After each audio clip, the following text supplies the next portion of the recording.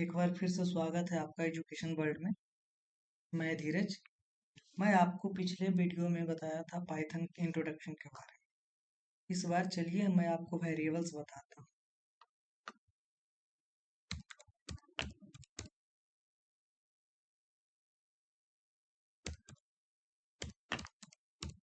memory.py जैसे variable suppose that I have a equal to 5। ये क्या था? इंटीजर था। कमेंट्स कर देते हैं इंटीजर।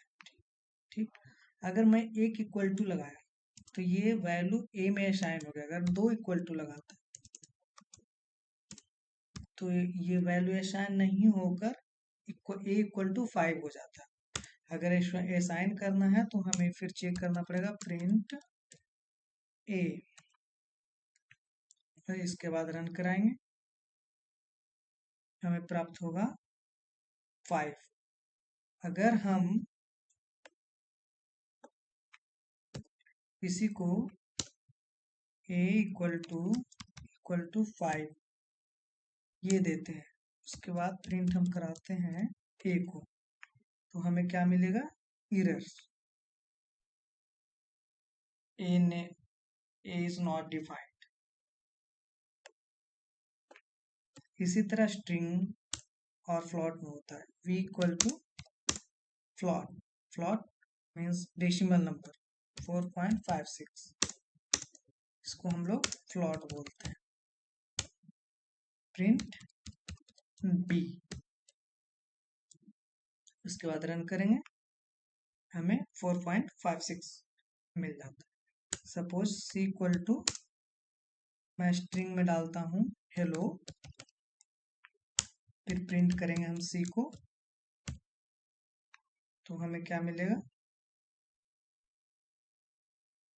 सॉरी, c को करना था हेलो, मिल गया। इससे हमें ये पता लगा कि हम मेमोरी असाइन करने के लिए एक इक्वल टू का प्रयोग करते हैं। किसी भी वैल्यू को किसी पर्टिकुलर वेरिएबल में असाइन करने के लिए हम एक इक्वल टू का प्रयोग करते हैं। आई यही है जिस एक वेरिएबल के थ्रू ही हम मेमोरी में किसी वैल्यू का स्टोर कर सकते हैं। सपोज डेट मैंने आपको बताया था मेमोरी,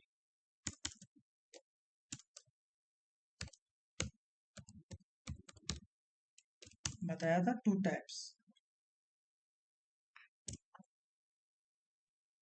टू टाइप्स का मेमोरी बताया था। पहला टाइप बताया था स्टैटिक। स्टैटिक मेमोरी एलोकेशन बोल सकते हैं। सेकेंड था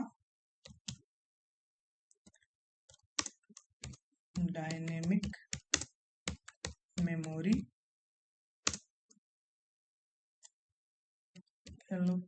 एलोकेशन बोल सकते हैं। प्लीज गाइस, जो आप लोग, अगर वीडियो अच्छा लग रहा तो please subscribe and share and like please, ताकि मेरा भी सपोर्ट थोड़ा मिले। और अब बात करते हैं स्टैटिक मेमोरी एलोकेशन का। स्टैटिक मेमोरी एलोकेशन वो है जिसमें एक बार किसी वैल्यू का स्टोर कर दिया जाता है, उसके बाद चेंज नहीं कर सकते हैं, नहीं कर सकते हैं। ये मेमोरी एलोकेशन जनरली जावा में देखा जाता है। ये कंपाइलर बेस्ड होता है। जैसे मैं जावा में लिख सकता हूँ int equal to 7, but Python में ये मान्य नहीं होता है। अगर पाइथन में ये मान्य करें तो जैसे int a equal to 7,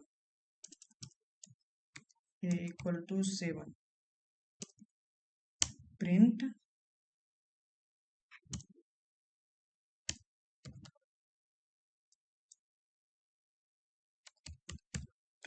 A, error show कर देगा, ए इज नॉट डिफाइंड। ये स्टैटिक मेमोरी पाइथन में मान्य नहीं होता। पाइथन में डायनेमिक मेमोरी एलोकेशन मान्य होता है। अब स्टैटिक मेमोरी और डायनेमिक मेमोरी क्या कुछ मैं फैक्ट्स बताता हूँ। जैसे स्टैटिक मेमोरी एलोकेशन, जैसे कोई भी मेमोरी या में एक एड्रेस, जैसे suppose that I have a variable means a equal to 7, एक D equal to a 7, D एक वेरिएबल है, इसको प्रिंट हम करेंगे तो डी इक्वल टू 7 हमें शो करेगा। और CLS से हम इसको क्लियर कर सकते हैं। D equal to 7, understand. फिर इसका टाइप भी चेक कर सकते हैं कि है क्या, इंटीजर है, फ्लॉट है, सेट है, लिस्ट है, व्हाटएवर। तो मैं लिखूंगा टाइप प्रिंट टाइप डी, इसका हमें टाइप बता देगा। 5 क्या है, तो इंटीजर है, क्लास इंटीजर, ये क्लास में आता है। ठीक, अब इसका हम लोकेशंस देख सकते हैं। मेमोरी में लोकेशन एड्रेस क्या है, इसका एड्रेस दे सकते हैं लोकेशन का। तो प्रिंट आईडी एंड वो वेरिएबल डी। अब हमें देख सकते हैं, सपोज डेट अगर इंटीजर का वेरिएबल ये आता है तो हमें सपोज डेट अगर डी सी इक्वल टू, हम फ्लॉट लेते हैं, फ्लॉट, इसका मेमोरी एलोकेशन चेक करते हैं।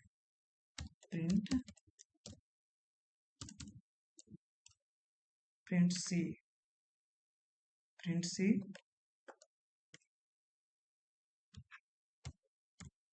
Type of C, understand. Print ID of C, हम इसको कमेंट्स कर देते हैं और उसके बाद फ्लॉट में देखते हैं। इसका मेमोरी एलोकेशन देखिए, एड्रेस, इसका मेमोरी एड्रेस देखिए जैसे इसका क्लास में फ्लॉट दिखा रहा है और इसका मेमोरी लोकेशन चेंज है। मीन्स हर वेरिएबल का मेमोरी लोकेशन चेंज होता है। जैसे स्टैटिक्स में, जैसे मान मीन्स ए इक्वल टू हम 2 लिखते हैं, ए इक्वल टू 2 लिखते हैं, 2 ए इक्वल टू 2, तो ये एक इंटीजर है, इसका 2 बाइट लगेगा और ये ए लोकेशन पे जाएगा, इस लोकेशन पे जाएगा, बट इसको हम चेंज नहीं कर सकते। अगर एक बार फिक्स हो गया तो इसको फिक्स ही रहना पड़ता है। और बी इक्वल टू अगर फ्लॉट देते हैं 7.6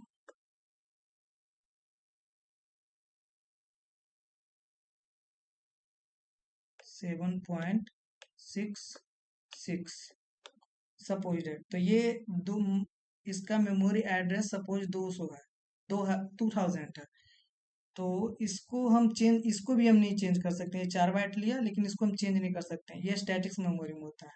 और C equal to suppose that integer लिखते हैं हेलो,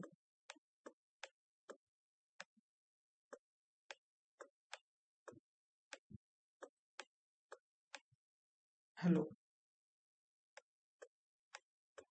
ये भी सी में फिक्स हो जाएगा और इसका मेमोरी लोकेशन हम चेंज नहीं कर सकते, इसका एड्रेस चेंज नहीं हो सकता। बट डायनेमिक में ऐसा नहीं है, डायनेमिक में ऐसा मेमोरी लोकेशन नहीं है।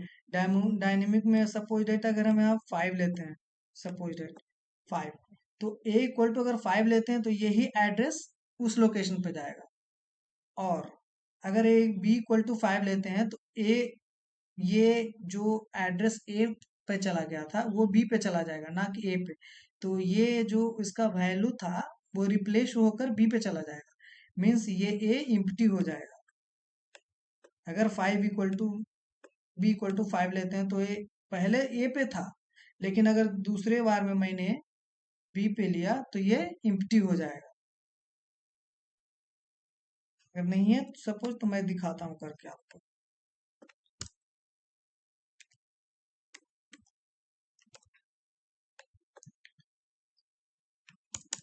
सपोज ए इक्वल टू 5, इसको हमें प्रिंट करना है मेमोरी लोकेशन आईडी मीन्स ए, इसका आउटपुट आया ये सेम। सपोज डेट हम बी इक्वल टू, जैसे Python dynamic memory allocation prefer करता है। तो b इक्वल टू 5 लिए हम, फिर प्रिंट इसे हम करेंगे id, फिर id हम प्रिंट करेंगे a को, सॉरी b को, फिर इसका एड्रेस सेम रहेगा, नो चेंजेस, दोनों का एड्रेस सेम है, नो चेंजेस।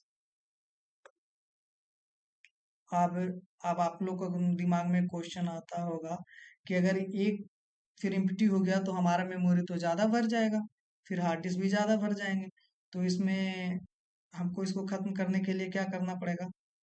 तो इसके लिए एक गार्बेज कैरेक्टर नाम का एक कंपाइलर होता है या इंटरप्रेटर होता है। एक गार्बेज कैरेक्टर का नाम का एक डिवाइस जुड़ा हुआ था, गार्बेज,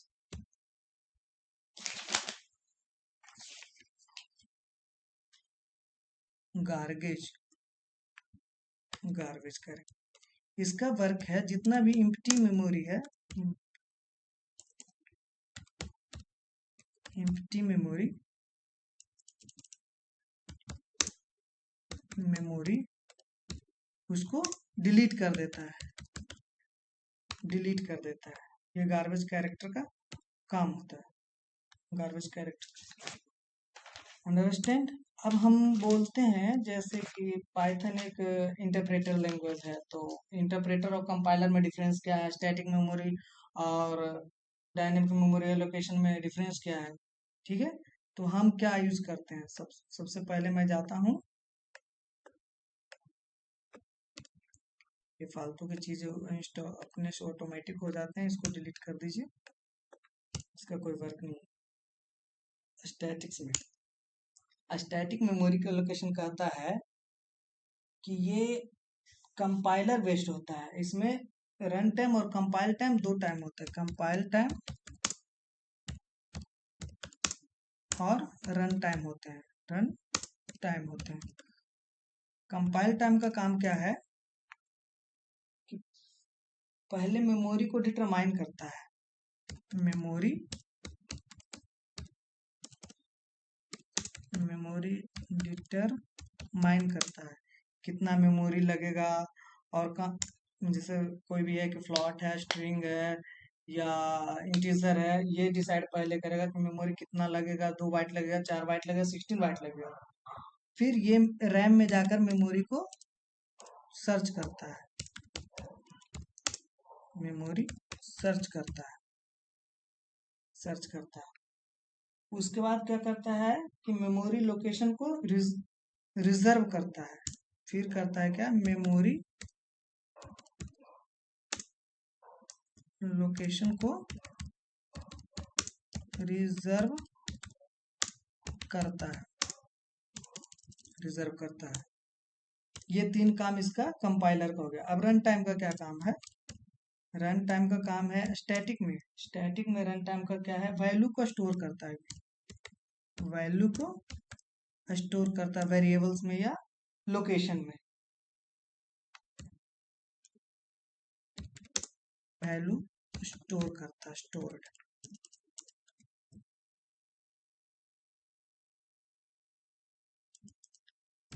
स्टोर्ड, ठीक। वैल्यू स्टोर करता है, उसके बाद वेरिएबल को असाइन कर देता है, वेरिएबल को असाइन कर देता है मेमोरी में,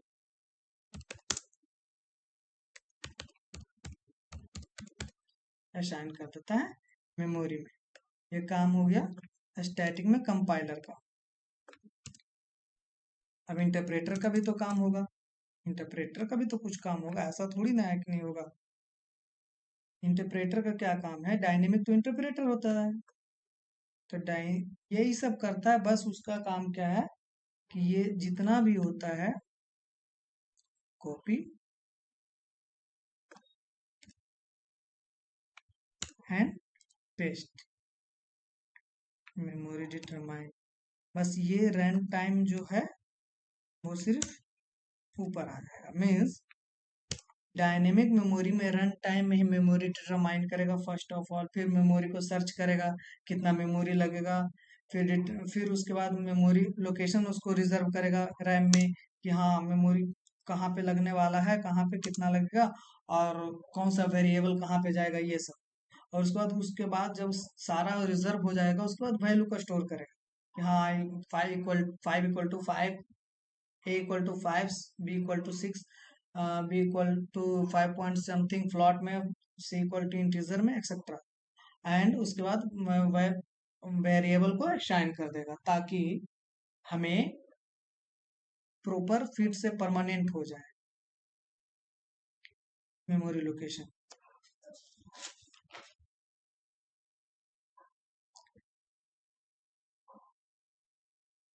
थैंक यू।